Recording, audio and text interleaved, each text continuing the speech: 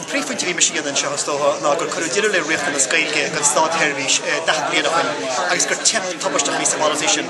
Ó hinna leis tá tháirí na bhír curúin teanga ar leataí a bhór gachrain rialtas agus mitigi rialtas agus tá síris go leor an rialtas gur cuma om na astí go bonusa. Tá me chuan cháis chun cín bhí rud a hastína na sná áit níos lána gan teanga is Terbhís 5 sa tíir seo. Leis na gana bagágan strateis nó chinú go méid policy dearfa arceatón daoine le gailge chuirt steach sa Stát Herbhís. Muna bal daoine le gailge sa Stát Herbhís, ní bheithtar ná séirbhís a chur fáil trí gailge go fáil na gailge agus na gailteachta.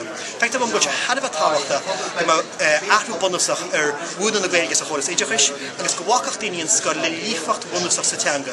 Tá dála te sin lífacht bonus a bheith daoine agan na scoil bhah agus na bhéidir ina dhé sin a bheith ná an teanga ús go forest leis sa Stát Herbhís. Sílim gur dulchan cín hadbh táhachta agus hadbh suntas a chachan sin na príomhfuinte bhí an agamsa ag an ócaid seo i Manic Léniu.